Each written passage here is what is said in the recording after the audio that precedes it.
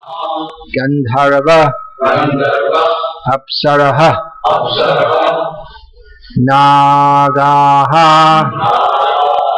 Siddhaha Charana Guhyakaha Satsangena Hidaiteya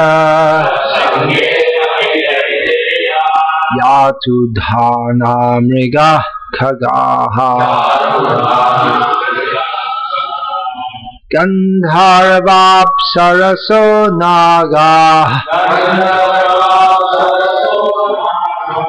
Siddhascharana Guhyakaha Satsangena Hidaiteya Yatu Dhana Mriga Khagaha Gandharvapsaraso Naga Siddhascharana Guhyakaha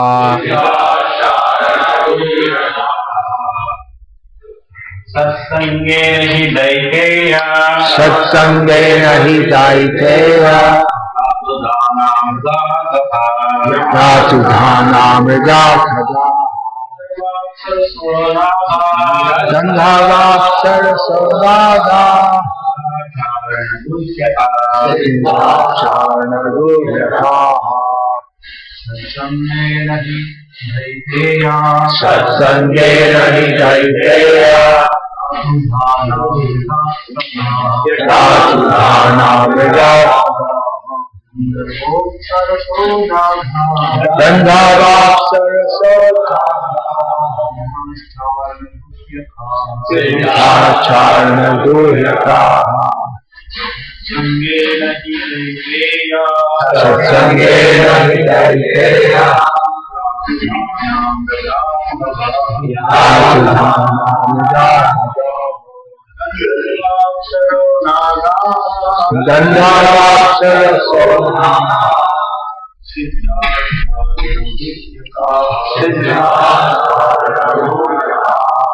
Satsangena Hidaiteya Satsangena Hidaiteya Yatu Dhana Mriga Khagaha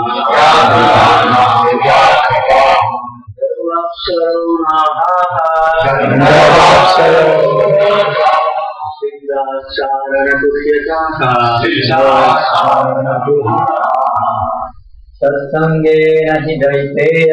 Satsangena Hidaiteya Yatu Dhana Mriga Khagaha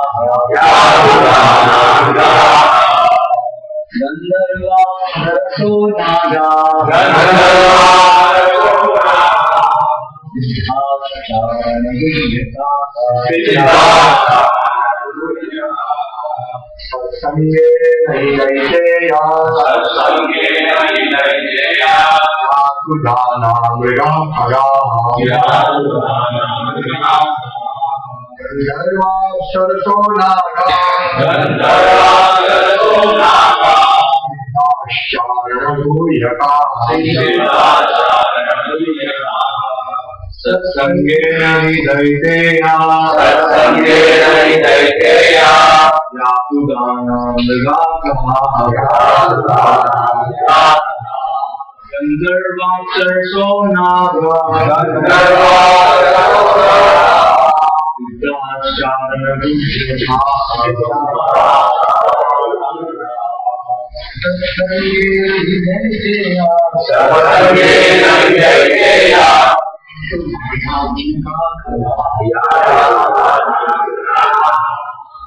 Gandharvapsaraso Naga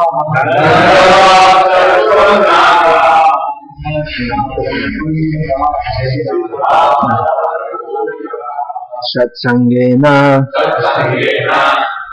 by association with my devotees. This is spoken by Krishna.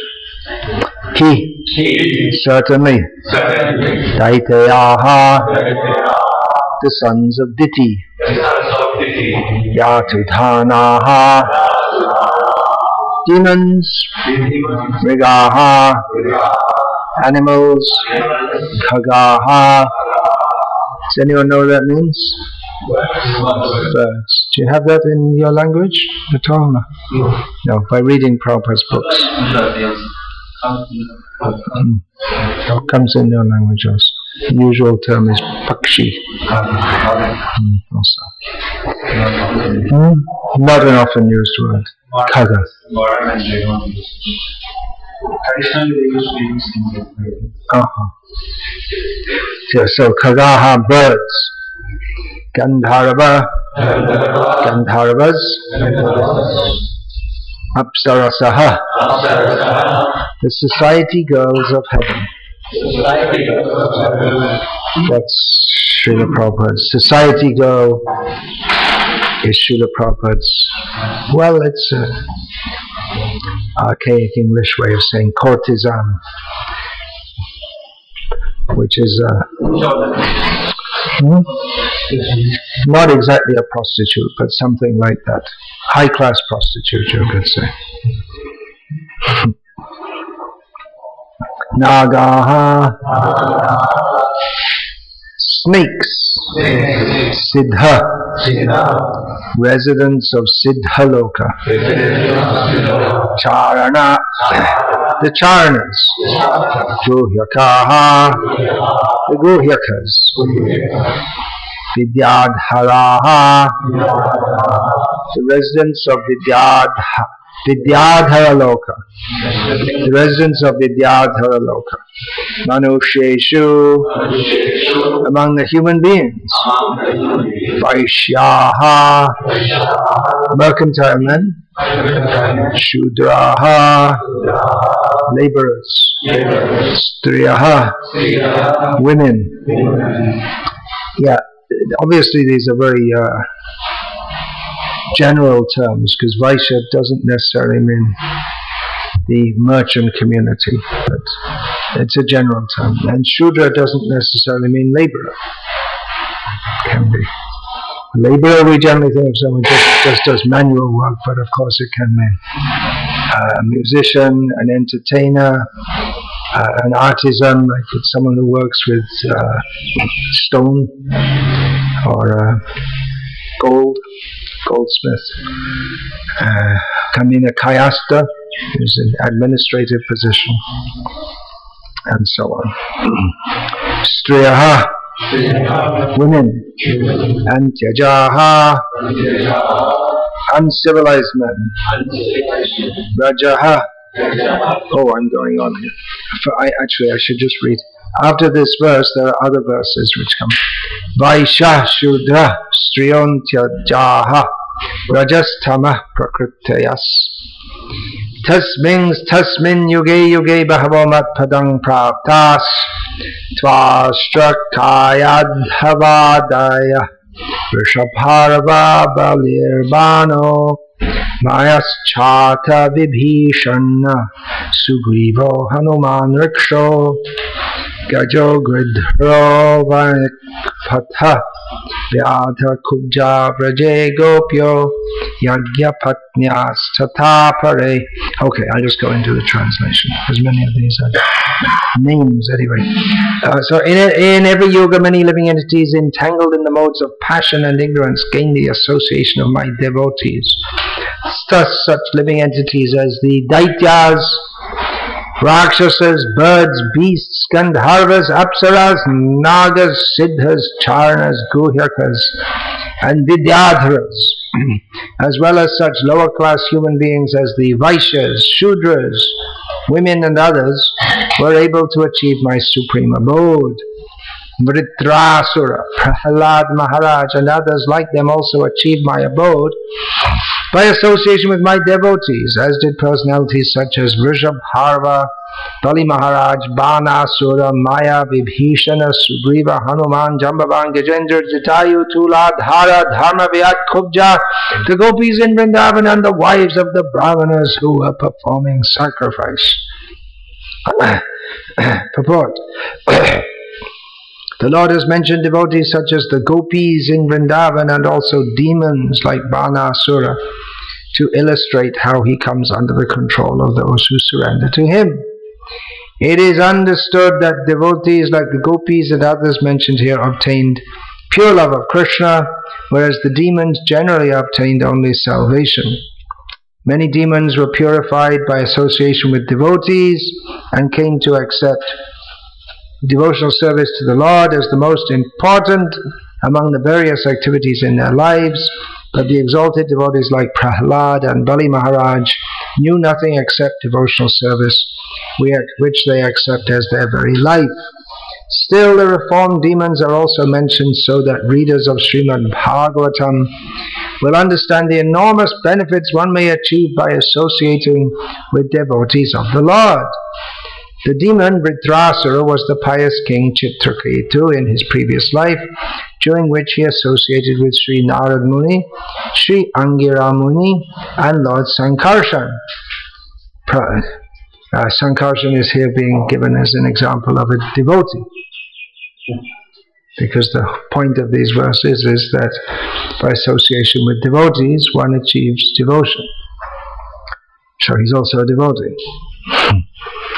Prahlad Maharaj, being the son of Hiranyakashipu, is considered a Daitya or demon, yet while still in the womb of his mother Kayadhu, he associated with Narada Muni by sound vibration. It's buttermilk churning, is it? Yeah. Probably better not to do it just here. The demon Vrishabhava was abandoned by his mother at birth, but he was raised by a Muni and became a devotee of Lord Vishnu. Bali Maharaj associated with his grandfather Prahlad and also with Lord Vamana Dev. Bali Maharaj's son Banasura was saved by association with his father and Lord Shiva. He also associated with Lord Krishna personally when the Lord cut off all but 2 of his 1,000 arms, which had been awarded as a benediction by Lord Shiva. And Lord Shiva gave him the benediction of having 1,000 arms, and Lord Krishna gave him the benediction of cutting off 998 of them. The demon Maya, Dhanava, constructed an assembly house for the Pandavas and also associated with Lord Krishna himself, eventually achieving the shelter of the Lord. Vibhishana was a pious-natured demon, the brother of Ravana, and he associated with Hanuman and Ramachandra. Sugriva, Hanuman, Jambavan, and Gajendra are examples of animals who achieved the mercy of the Lord. Jambavan, or Riksharaj, was a member of a race of monkeys. He personally associated with Lord Krishna, fighting with him over the Syamantaka jewel. The elephant Gajendra in his previous life had association with devotees, and at the end of his life as Gajendra he was personally saved by the Lord. Jatayu, the bird who at the cost of his own life assisted Lord Ramachandra, associated with Sri Garuda and Maharaj Dasharath, as well as other devotees in Rama Leela.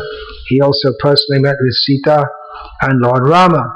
According to Srila Jiva Goswami, the association that the Gandharvas, Apsaras, Nagas, Siddhas, Charnas, Guhyakas and Vidyadharas had with the devotees is not very prominent and does not need to be mentioned.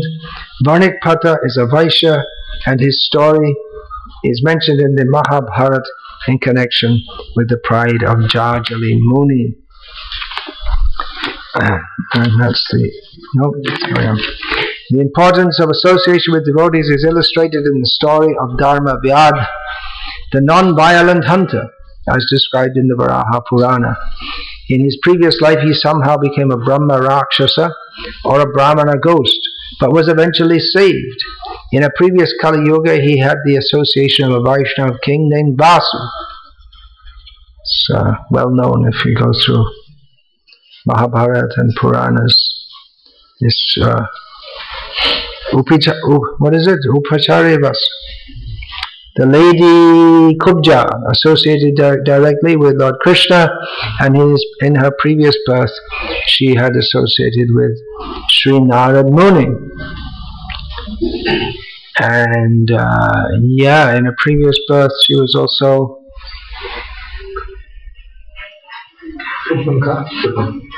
Mantara, same, hunchback. Mantara, yes. You all know who that is? Yes. In Ram Leela. essential figure in Ram Leela. There'd be no Ramayana if it wasn't for her. That's according to Garga Samhita. Many of the personalities in Krishna Leela describe their previous life and how they came to be in such a situation in this life.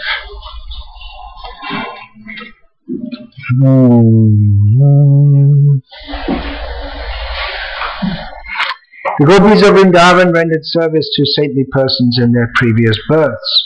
Of course, they're different gopis, so well, some of them were saintly persons in their previous life. That's the rishis of Dandakaranya, Rishichari gopis. That's also mentioned in the Garga Samhita. All different classes. There was the Yagya Sitas that Lord Ram was performing yagyas. It's described in Srimad Bhagavatam for thousands of years. But his wife wasn't there, so he made a deity of her for every yagya. And then they all became gopis. And they're all different gopis from different backgrounds.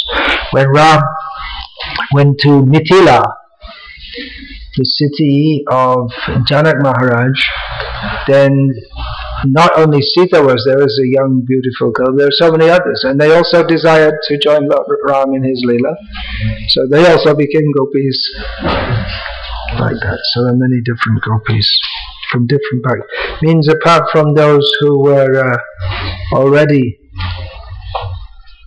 Nitya Siddha, but there are many others also who joined. The Rasa Leela is always increasing. There are always more and more gopis. It's inconceivable.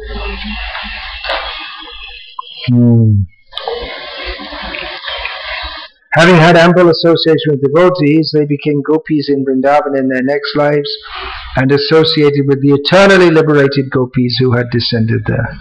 They also had association with Tulsi Devi or Vrinda Devi. The wives of the Brahmanas performing sacrifice had association with women sent by Lord Krishna to sell flower garlands and betel nuts and heard about the Lord from them. That's also described in Krishna book, how these Pulinda women in the area of Brajamandala, that means they're tribal. Nowadays we'd call them tribal in English.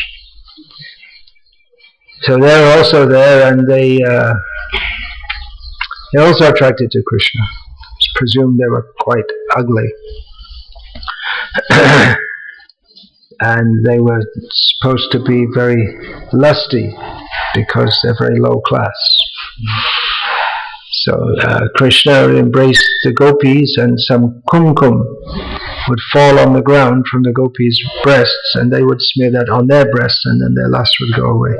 So they would go around, they would collect fruit and different things from the forest and go to the villages, and in this way, when they met the wives of normally wives of Brahmanas wouldn't have anything to do with such women, but if they come selling something door to door, and naturally women, when they speak, at least what little I've observed, they like to talk about love affairs and handsome men and all this kind of thing when women get together. And so they spoke about Krishna. They would talk about, naturally, having seen Krishna from a distance, or just even, naturally their mind became absorbed in thought of him, and they would talk about him. They became infected with Krishna consciousness. And the wives of the Brahmanas who were living just at the edge of Ranjamandala, they heard about this, and then they also became infected with Krishna consciousness. So these verses, anyway. Om Jnana Timirandhasya Jnananjana Shalakaya Chakshurmilitam Yena Tasmai Shri Gurave Namaha Nama Shreshtham Manamapi Shaktiputra Matra Swarupam Rupam Tasya Rajam Rupam Matram Goshtavatim Radha Kundam Girivaram Ho Radha Madhava Samprapto Yasya Pratita Kripa Ashri Vandeham Shri Guru Shritah Padakamalam Shri Gurun Vaishnavanscha Shri Rupam Sagrajatam Sahagana Raghunatam Vitam Tam Sajivam Sadvaitam Savadhutam Parijana Sahitam Krishna Chaitanya Devam Shri Radha Krishna Padam Sahagana Lalita. Oops. Vedaham Etam Purusham Dhamma Dityavarnam Tamasah Purastam Yasmat Paramna Paramasti Jaya Jaya Vasa Deviki Jandava Yadavara Parishad Swarador Asyan Adharmam Sthirachara Vijana Kasus Pritishri Mugina Arha Piram Natavarabapu Karneo Karnika Vasakam Vajiyantim Chamalam Randran Adharasudaya Purayando Pavindaya Vrindaranyam Svapataramanam Pravishad Gita Kirtihi Shri Radhaya Pranayam Mahima Kidushavadaya Vaswadya Hinadbhutam Adhurima Kidushavamadiya Sokyam Chasyavadanu Bhavata Kidusham Beti Nova Tadbhavadya Samajane Chachirabha Sindharo Harindu Hare Krishna, Krishna Krishna, Hare Hare, Hare Rama, Rama Rama, Hare Hare. So recently I went through the 11th and 12th cantos of Bhagavatam, rediscovering so much treasure which is there. Many of the verses of the 11th canto are traditionally much quoted among Gauriya Vaishnavas, but Srila Prabhupada himself didn't quote them so much, and he didn't translate them, so in ISKCON they tend to be not so well known. There are many important verses there. These verses are, when we say important, of course, all the verses are important, but so when we say important, we mean those that are often quoted. The verses which I just read are not that much often quoted. They will be in the Sandarbhas, but then so many verses are in the Sandarbhas. But I just chose them. I chose these verses. I chose a few verses here from on the topic of association with Krishna's devotees, the value of that. So these are very inspiring verses. How and very sweet how Krishna extends his mercy to people, and even less than people. Of course, there are some who are considered more than people. If we talk about humans as earthlings, then the Gandharvas, Apsaras, Siddhas, they're on a higher level, but not very high.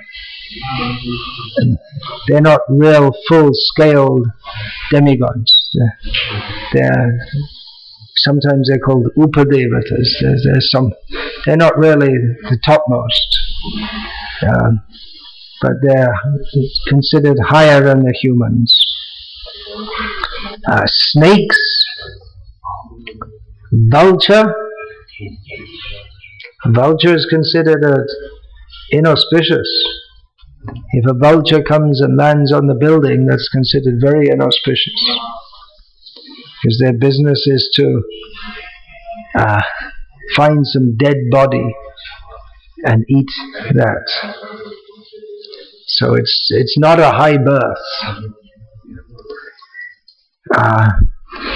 But even the vulture became famous. The name of Jatayu is still famous as a great devotee of Lord Rama. So all these personalities attained the mercy of Krishna. Asura Shakal, Pailo Charam, Bhaktivinoda Thakur says, all the demons, they attain to lotus feet. Well, not all of them, but many. They attain the mercy of Krishna.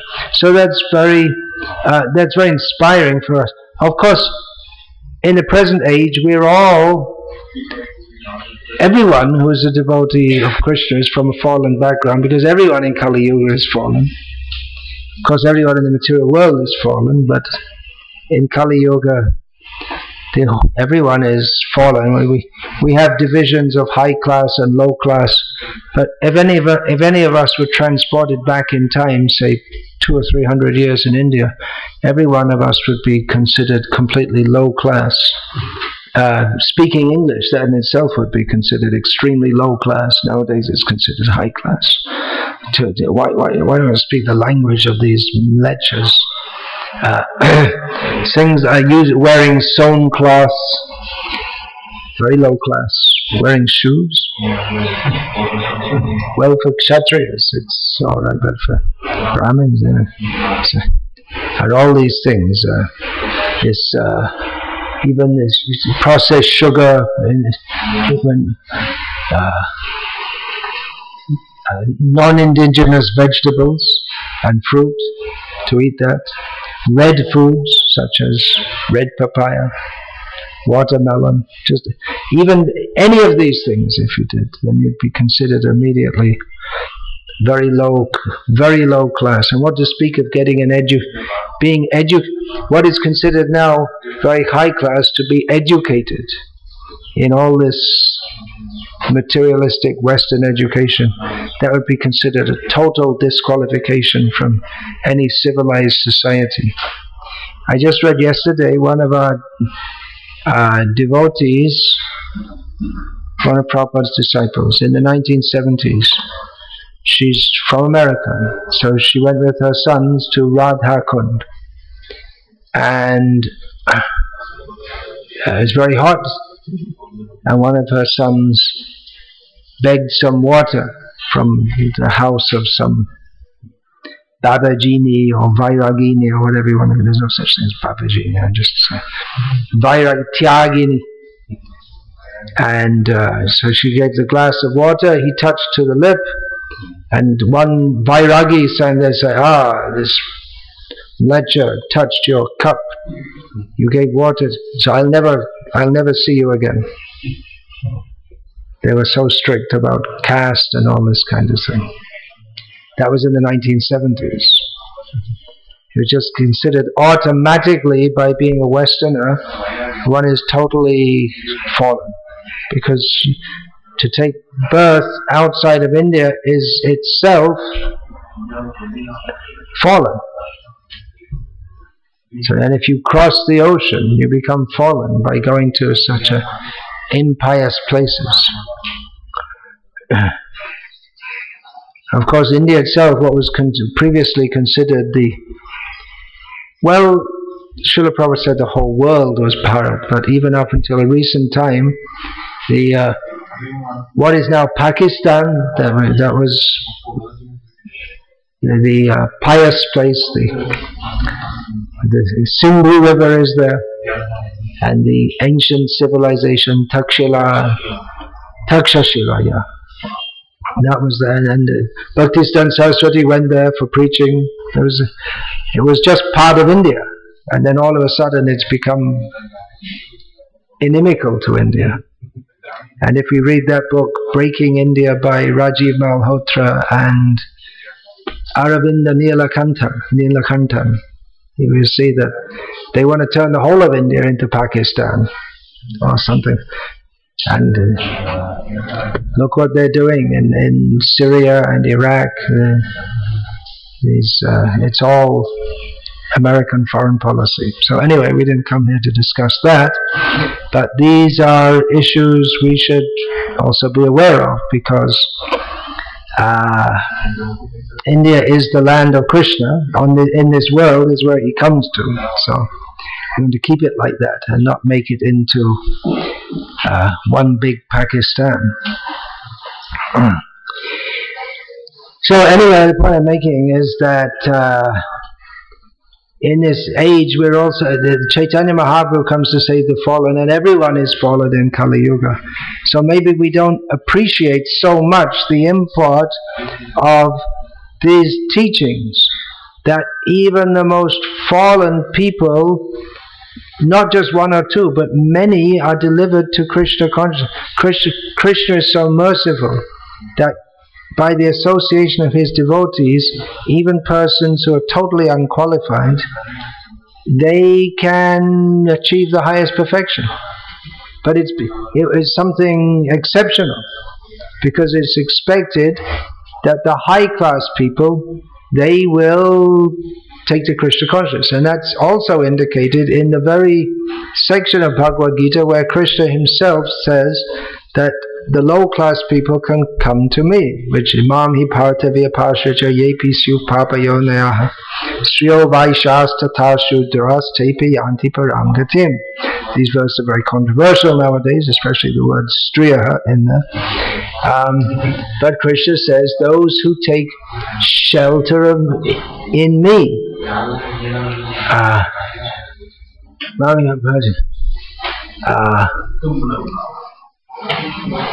even if they're from a very sinful background, and he gives the examples of Striya, Vaishya, Tata, Shudra, they can achieve the highest destination.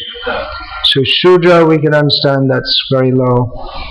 Women, previously it was understood that this is a lower birth. Nowadays it's, as I say, very controversial.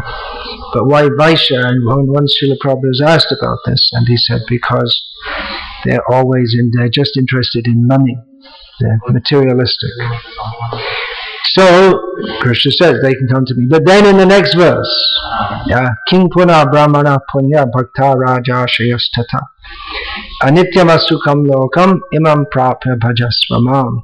Says Krishna says, then what to speak of those, the Brahmanas, the pious Brahmanas, the kings, devotional kings, that means not Duryodhana and Karna, not those, but the kings like the pious kings, devotees, then certainly they should reach me. So in other words, Krishna is saying everyone can come to me. To be of a sinful background is not a disqualification, but still it's expected that those of higher birth, they're more likely to come.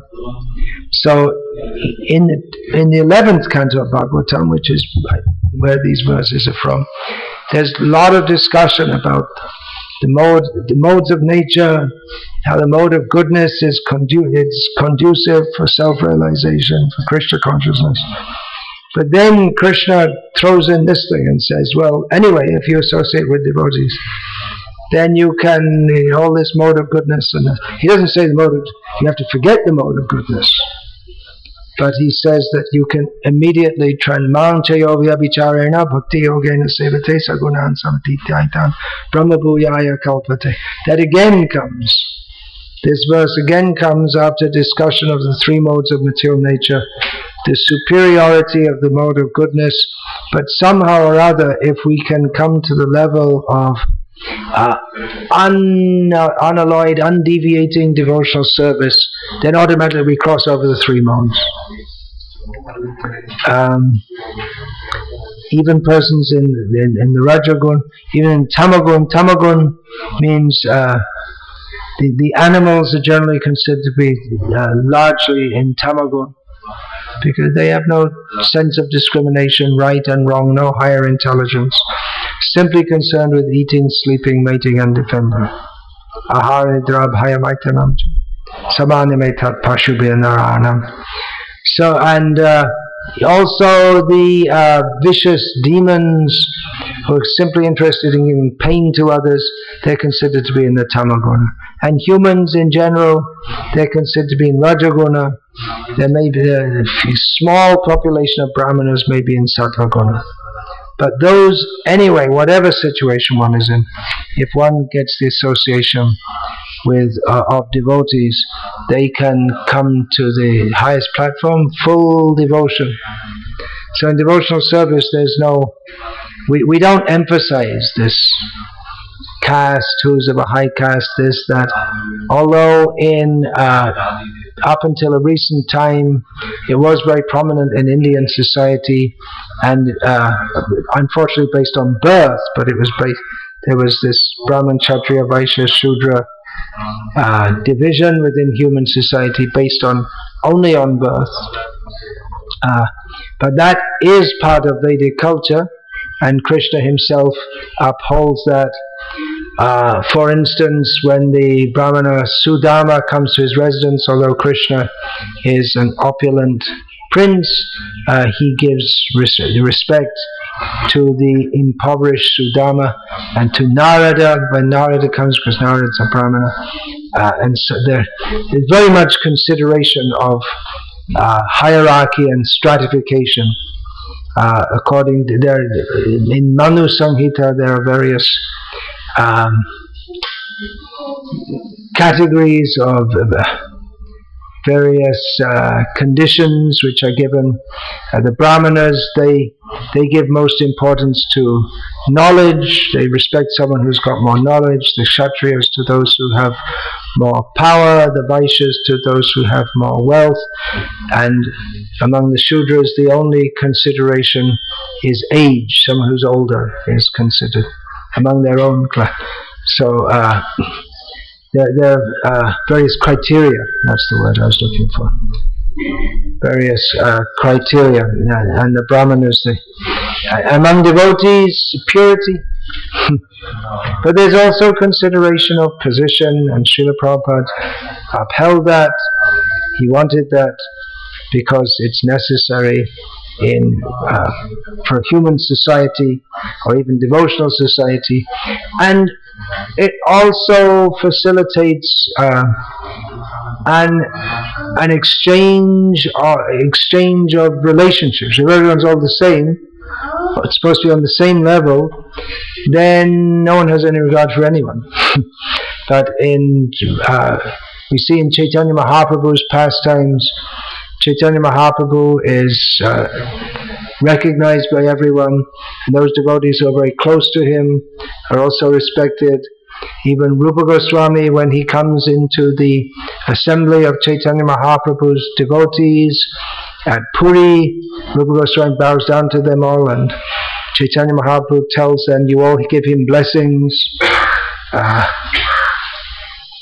So there is stratification, but ultimately how much one is attached to Krishna, that is the important criteria. And those who are attached to Krishna, just by their association, others can be benefited. So in one purport, Srila Prabhupada, he said, I request all the members of the International Society for Krishna Consciousness to become pure devotees, so that people of the world may be benefited by them. So exalted persons, they travel in this world. Mahad vichalanam nrinam grihinam dina chetasam.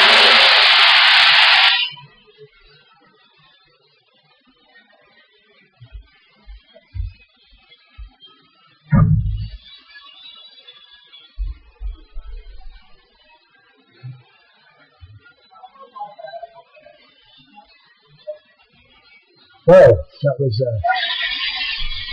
spectacular sound.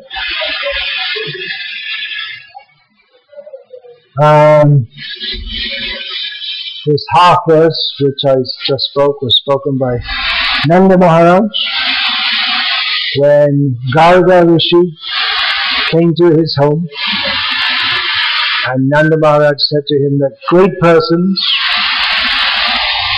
like Garga,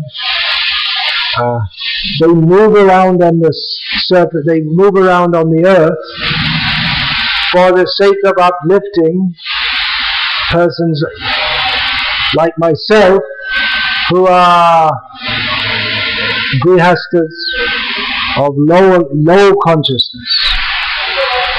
So in this way, devotees, they're supposed to move around in the world and uplift others. One may think, well, I'm not a devotee, but you may think, well, I can't purify anyone. A devotee shouldn't think, yeah, I think I'll go and purify everyone. This first, when the BJP came, they had their first large number of MPs in the parliament. That would be under Vajpayee. So there were some Swamis there and this and that, and some of the press reporters asked, what are you Swamis doing sitting in the parliament? That's not what Swamis do. He said, well, we're going there to purify it. So they had the feeling, we're going to purify everything. Patita Pavana Hetu, the Chaitanya Mahaprabhu came to purify. But so Vaishnava doesn't think, yes, I think I'll go there and then I'll purify the place. But he thinks that by the mercy of my spiritual master, I have received the gift of Krishna consciousness, which is purifying. So because I'm connected with my spiritual master, who's a pure devotee, and because he's given me the instruction to chant Hare Krishna, so even though I do so with all my contaminated consciousness, but still, by the mercy of my Guru, others may become purified by that. And it's not that they just go there and be there. Here I am, and radiate purification. But they chant Hare Krishna. They go in the streets and chant Hare Krishna, and they hold meetings to discuss topics of Krishna so that others may come and in this way be benefited. It's not just that by their presence others are benefited because they talk about Krishna and they try to bring others to Krishna consciousness.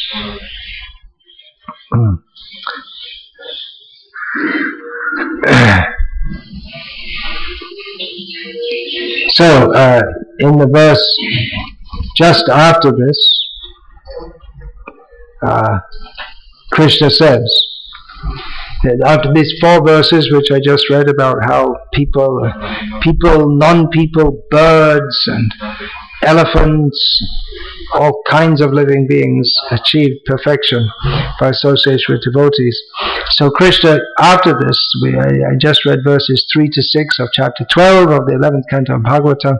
So in verse 7, Krishna says, the persons I have mentioned did not undergo serious studies of the Vedic literature, nor did they worship great saintly persons. Means not as they didn't have a regular, they weren't regular disciples. Kubja, she wasn't a disciple. Jatayu wasn't undergoing, he wasn't sitting in an ashram, no such thing. Nor did they execute severe vows of austerity. They didn't do anything special or particularly pious, but they got, and as Krishna says, simply by association with me and my devotees they achieved me. So commenting on this, Srila Jiva Goswami says that no method of spiritual advancement is better than association of devotees. Srila Prabhupada, he made this international society for Krishna consciousness. He wanted to make devotees so that people of the world could be benefited by their association. And the temple is to be built here. People will come to see the temple, the architectural attraction. Those who are pious, not just for the architecture, they'll come to see the deities, and those who are most intelligent will come to see the devotees. But most people are not intelligent, so therefore a temple is built so that many people will come, and people will come, they should get the association of devotees. Nowadays more and more things are being done by technology, by robots. Already you can have, for a long time, there have been this instrument is invented. I don't think you see it much in South India, but in North India it's quite common. But at the time of Arati, you press a button and then you have your music, your drum being beat, and then the cymbals, and it goes on throughout the Arati. So, and also it's very common in our temples There's arati, there's one pujari offering, and there's a whole kirtan with hundreds of people going on by the recorder. That's all. There's only the pujari and the deities, but it sounds like a big kirtan, but there's no one there. At least there might be some demigods there, but you can't see them. So it is possible. You can do everything by machine. There are automated chapati making machines. So you can, in our Food for Life or whatever they're called, midday meals or what, they have chapati making machines and khichdi making machines. So all you have to do is pour the rice and dal in. You don't even have to do it's computer controlled, everything. So you can do that, but where's the bhakti? I'm not saying there's no bhakti, but they're to personally cook and then just put the exact amount of spices and do everything very nicely for Krishna. There's this modern age, as I've several times said, is taking away the opportunity for service. Nowadays, instead of fanning the deities all day, which would previously be done in the hot season, you press a button. No, nowadays not even press a button. It's some remote control thing, and then that's it. That's the fanning done. So the fanning is done by machine. The kirtan is done by machine. The lighting is done by. You switch like this. Still in some temples, as in Guruvayur in Kerala, if they have 1,000 deepams, then personally people have to go and light each lamp, and they have to clean it. Cleaning the deepams, that's a big job. But with electric light bulb, you just stick it in, when it goes out, throw it away, get a new one. So bhakti is practical activity, and the devotees, they manifest that in the world, and they attract others to engage in devotional service, activities of devotional service. So temple also means opportunities for people to come and perform service. There's so much service to be done in physical service, cleaning. I think it was the first time I went to Nathdwara. I was quite impressed how first arati in the morning. It's not very early. They're Mangala, as they call it. We call it Mangalarti, they call it Mangala. So it's a little late, because the idea is that anyway Krishna's a young boy, so let him sleep a little. Don't get him up so early. Don't give him all these austerities. So it's a little late, and so many people are there, and then when it's over, then then you're thrown out. Everyone has to go out of the temple. Thrown out means it's done very nicely. These pandas, mukhiyaji, they beat everyone with a gamcha and drive them out. You've seen it. Huh? Yeah. When they're coming in the daytime, they're coming for darshan, and people at the front, they'll be cholo, cholo, and they're beating them, but beating them with a gamcha, so it doesn't hurt. It's giving them the message, come on, we move on, there are others coming. So anyway, the first time I came out, and immediately the curtain is closed, and baby Krishna, just got up. So now he has to be fed and all these things. A lot of feeding. In this Vallabh Sampradaya, they feed Krishna a lot throughout the day. Good appetite, especially milk products and heavy food. He's a young boy. He can take it on. He's working, going out taking the cows out, a lot of work. So young boy should eat a lot. Generally mothers like to feed their sons a lot.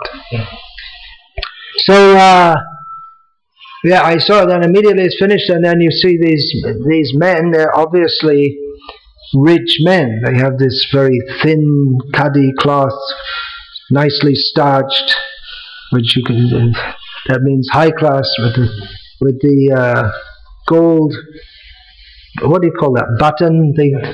Not buttons exactly, cufflinks, yeah. cufflinks. They, instead of using buttons, they use these, and they have a little string of gold. I don't know what they're called. I only saw it in India, actually. I don't even know what. It must have some name, but I don't. Do you know what that is? The Hindi name for that? They have, instead of having buttons, there's little gold buttons with a gold chain. So obviously they're very rich people, but they got the brush and they're doing Jharu Seva because this is serving Krishna.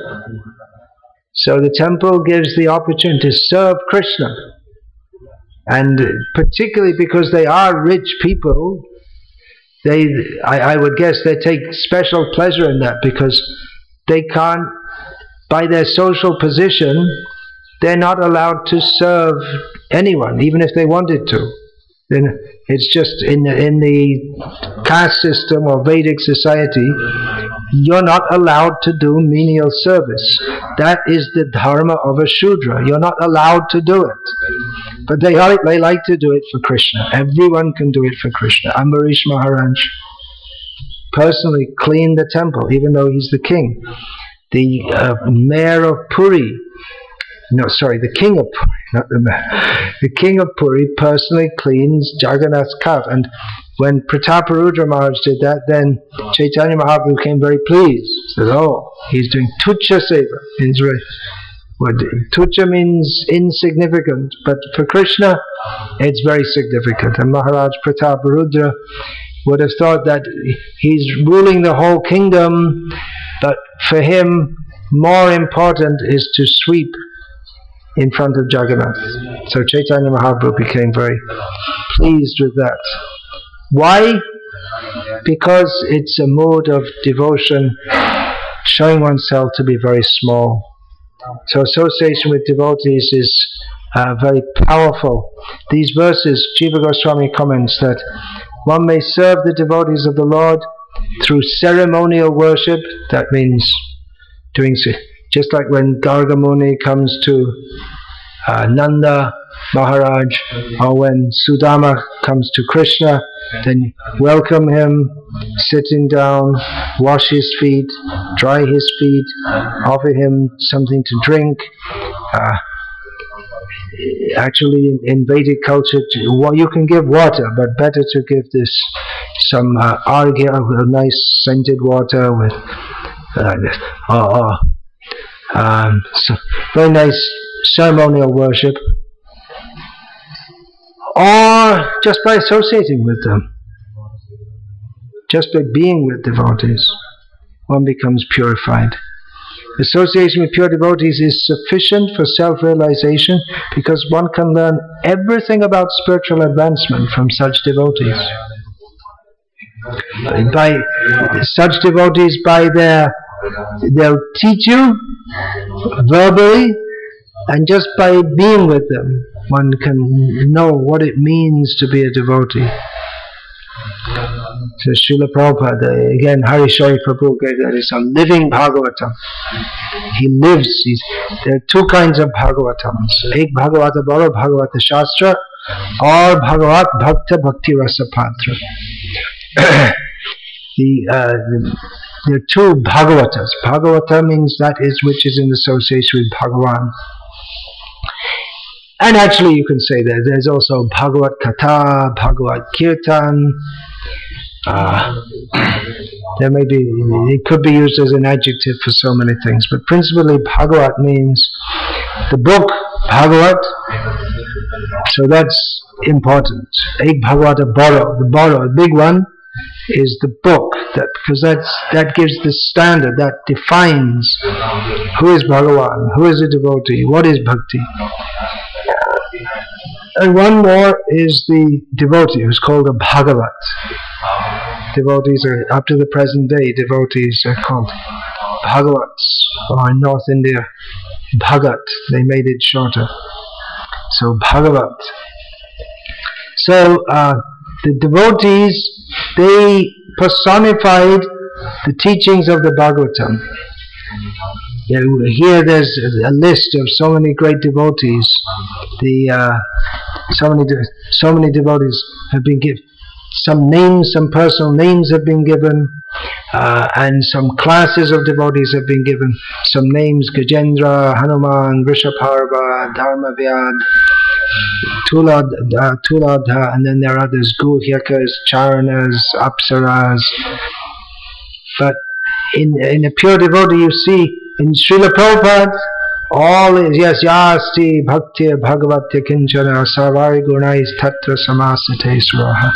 All the qualities of all the great devotees are personally present. So by association with him, many persons who were just like that, at Radha Kund, I gave that example, persons who actually, this idea that you shouldn't associate with them, that is correct.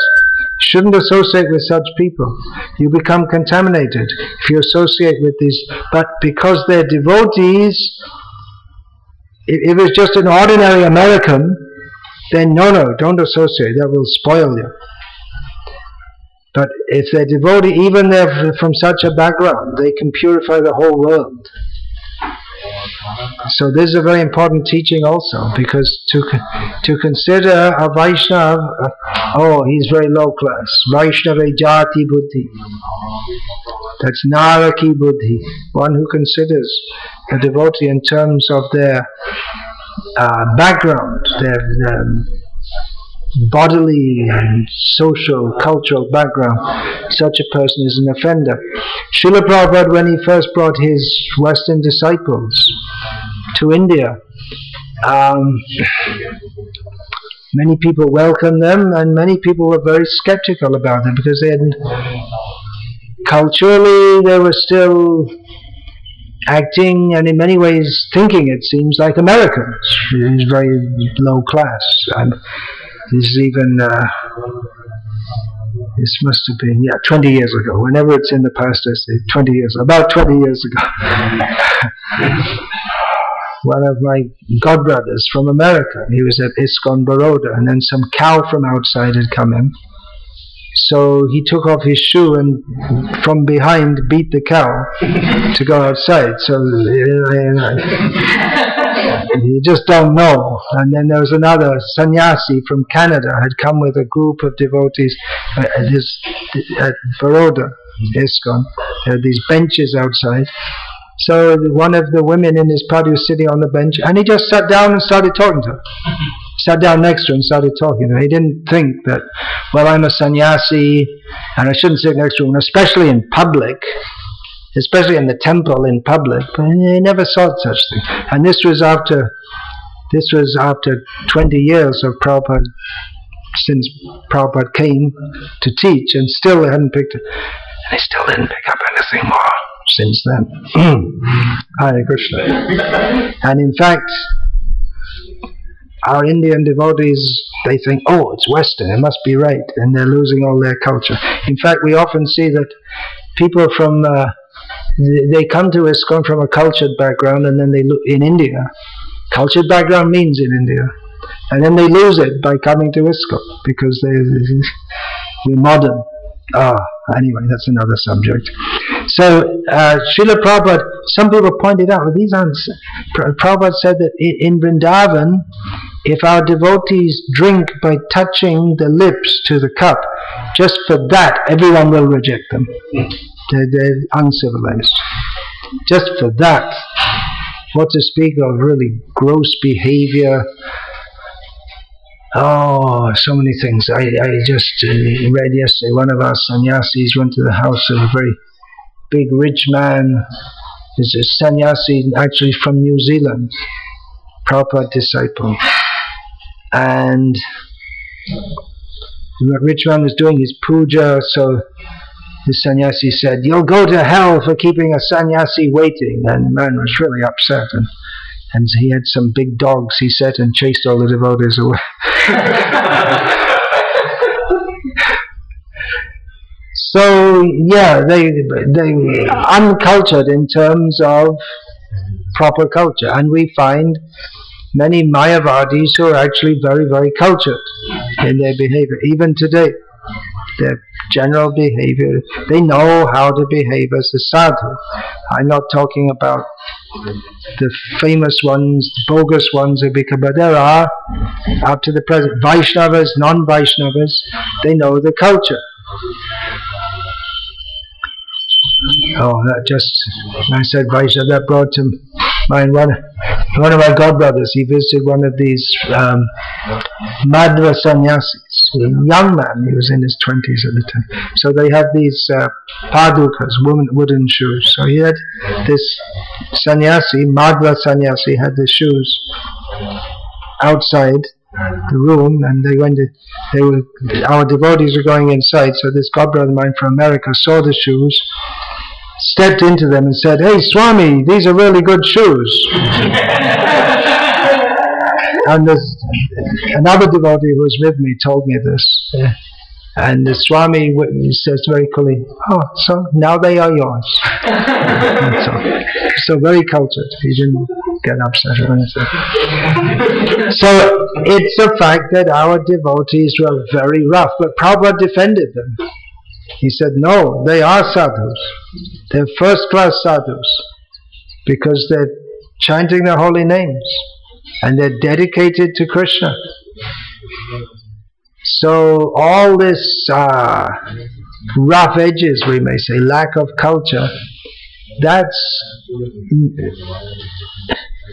not the criterion. There is one verse which comes, I believe, in Chaitanya Mangal, that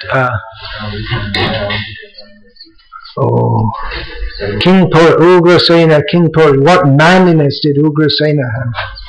He was just arrested by his own son and put in prison. He wasn't a very powerful kshatriya. And so like it goes on a whole list on what culture did these Hanuman have, or the monkeys have, and what purity did Kubja have. In other words, they lack but because they're devotees, they're glorious. So that's the point. By associating with devotees, one becomes purified. Doesn't mean we shouldn't have culture, because the devotees should have sarvai tatra samasate sura.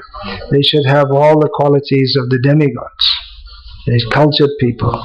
But the point is that even if one is low class, uncultured, if one associates with devotees, he can achieve pure devotional service to Krishna. So how glorious is Krishna that simply by associating with his devotees one becomes purified.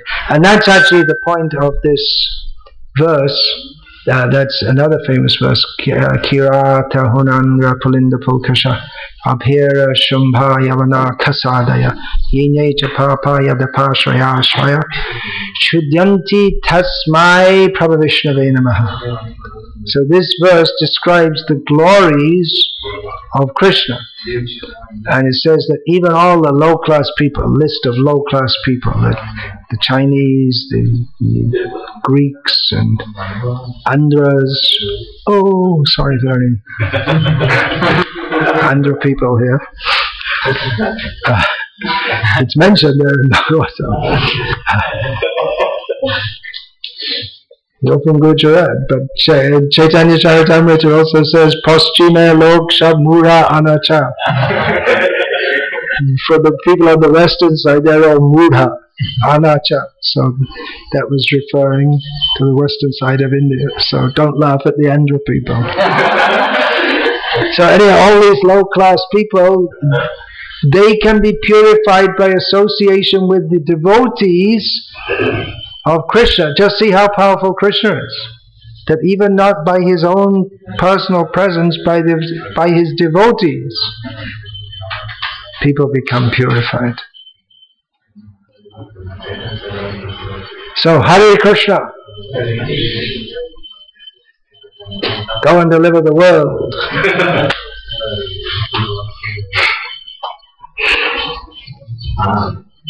We have to show, we should demonstrate this. We should also not be interested only in here in India there are many pious Hindus, mostly what we say more high class. We should go among the low class people also. It's no great glory if the so-called high class people take to Krishna consciousness, but if we can go among the Muslims, the Christians, the tribals, the atheists here in India and all over the world, that will be the great glory. At the present time in the Western world, our movement, if it's doing well anywhere, it's mostly doing well because of pious Indians in America and England and Russians. Somehow many Russians take to devotional service, so there are many pockets of Russian devotees in Israel and America. So, all right, it's a good thing they're carrying the ISKCON flag, but what about the others? The real glory will come. Just like Srila Prabhupada, he went among people not at all pious, totally non-candidates for Krishna consciousness, and he made them, according to his own description, he lifted them to the standard of pure devotional service.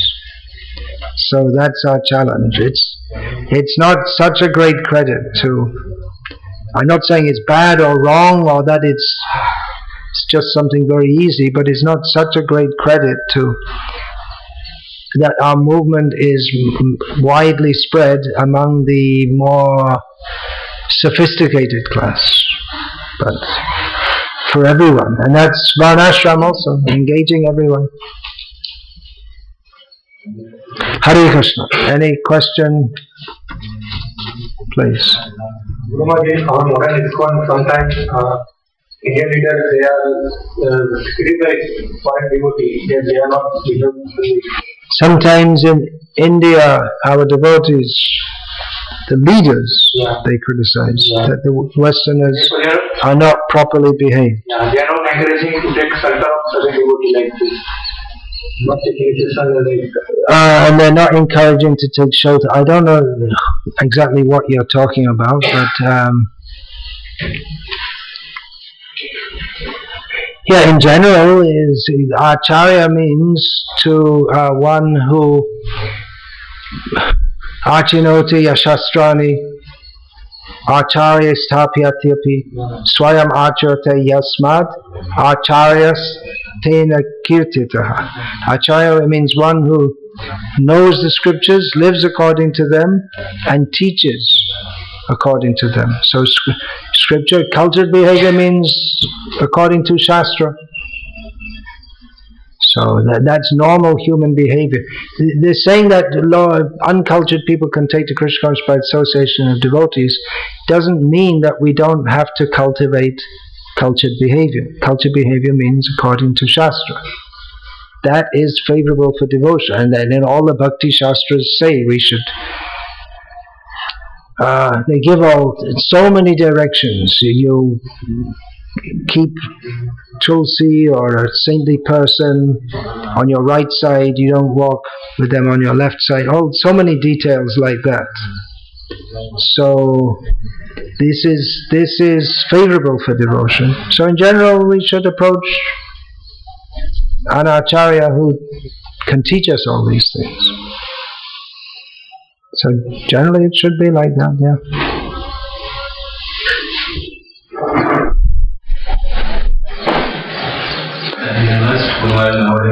As you said, in which one of the five Indian constitutions, they are satisfied with performance. They indicate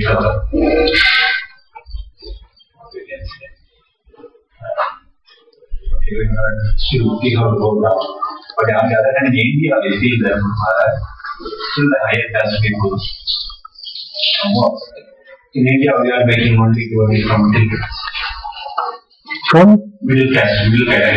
Yeah, in India, our movement's known as an urban middle class movement. We're not doing anything for the tribals, the village people,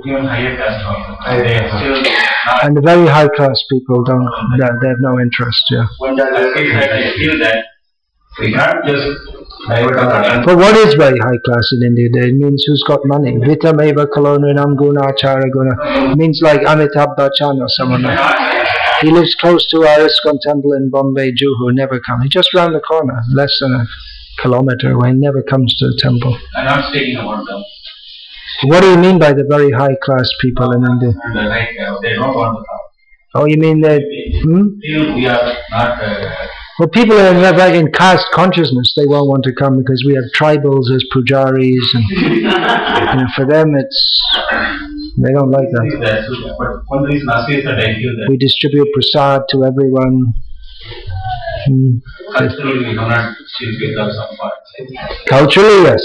Our movement, as I said, many people in India, we see they come from at home, what culture they've learned, they lose it when they come to ISKCON. Yeah. So in India I'm talking about. So that's not very good. One good thing is, I see there are many devotees in our movement in India who are actually interested in the old culture. And generally not only ISKCON, but if anyone joins any Hindu movement, they're usually interested in all these things, whether it's, even if the Siddhanta is completely bogus, generally then they become interested and they want to... It's the old. They're interested in the old culture. Hinduism means the old culture, generally speaking, and so there are those who are interested in maintaining these things. But without Krishna consciousness, it's all useless, of course. But still, things like, just like when I first went to Belgaum and I saw the Rath Yatra there, this Rasamrit Maharaj, Devamrit Prabhu at the time, he had a whole team of devotees doing Rangoli throughout the Rath Yatra. I thought that's very nice. And now it's spread all over, it's become all over. Even in the West I see some Indians. Whereas Rangoli in ISKCON, it wasn't there before. But so that's something starting from Belgaum. Oh, Pune also takes the credit, but I think it actually started from Belgaum. Started from Pune? Okay, all right, I'm corrected. So it started from there, and then many people said, oh, this is a very nice way to serve the Lord. And then others took it up, so that's something good, isn't it? Something traditional for the Lord. And I'm also promoting, we should have temples without electricity. That gives the opportunity to light the lamp, and it makes a completely different atmosphere to light all the lamps, to personally fan the Lord. You'll see in many temples in North India, they, from outside, not the pujari, inside the garbhagriha, from outside you pull the rope and then the fan is fanning the Lord like this. So it gives opportunity for service. And there's a certain sweetness about that, just putting on a light. There's no sweetness, and there's no sense of, yes, I'm doing this for the pleasure of the Lord. If you have to light 1,000 lamps, you do it as a pleasure. If you have to do it just, it takes so much time, I could be watching TV. But you say, oh, it's a very nice service to do this. And in Guru Vaya there'll be one caste of people, that's what they do. They light the lamps and clean the lamps, and that's all they do. That's their service, generation after generation. So these are very nice things.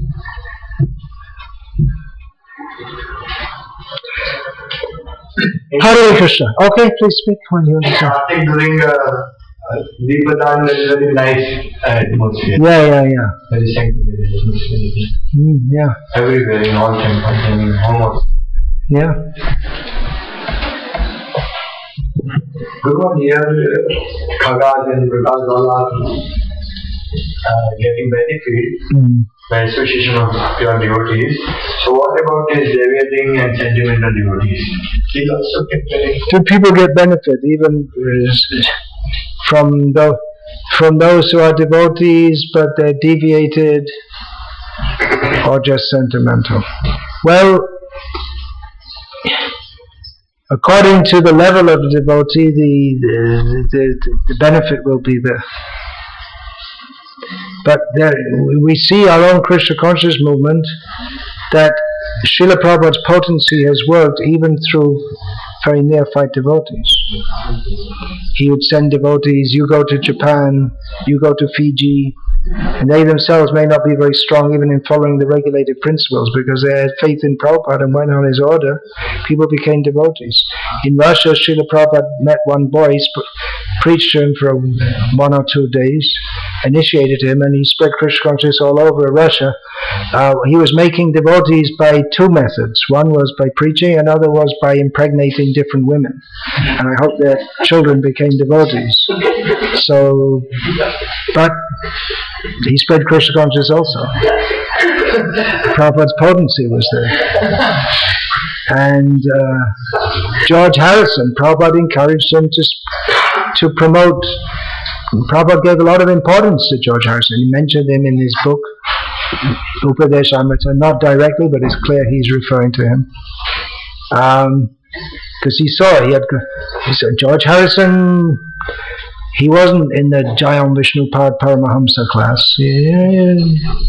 Generally a musician, you don't expect them to follow all the 4 regulated principles.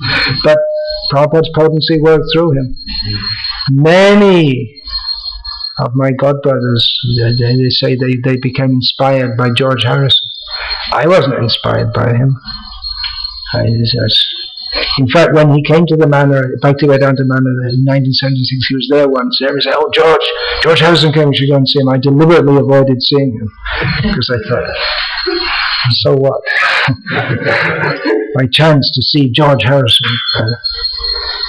Actually, I should have seen him because Prabhupada liked him, but I didn't want to see him because the devotees. The reason all the devotees were going to see him because they thought,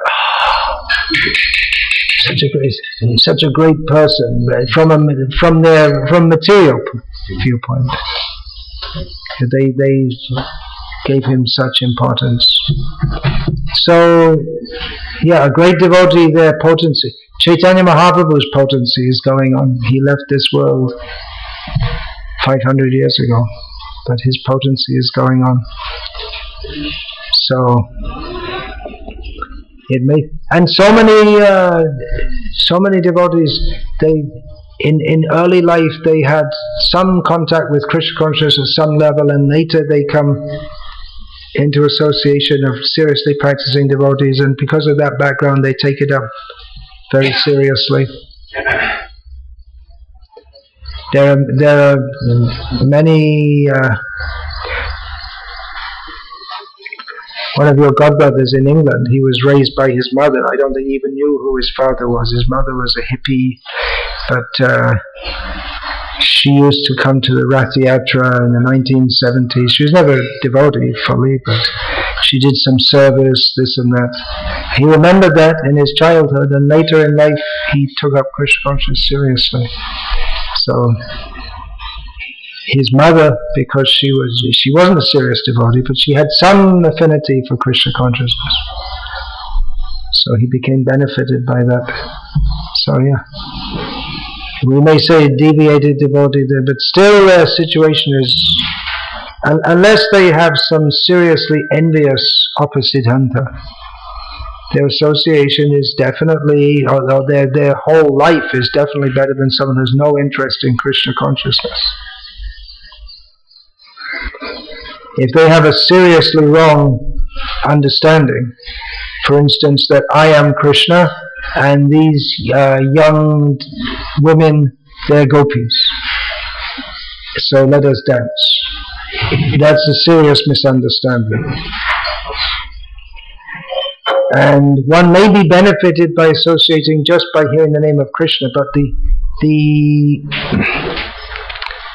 the detrimental effect, at least in the beginning of it'll be more than actually the good effect of Krishna consciousness can never be less than the bad effect, but at least immediately we'll be so misled that it'll be difficult for us to understand the right thing. Srila Prabhupada said about those who are offensive chanting, that they have to suffer the results of the offenses, and after that, the effect of chanting, the good effect, that can come through. But if the offensive mentality remains, then the proper purification isn't going to be there. So one may be purified, for instance, in a way that Shishupal was purified. He was attached to Krishna, but in the wrong way.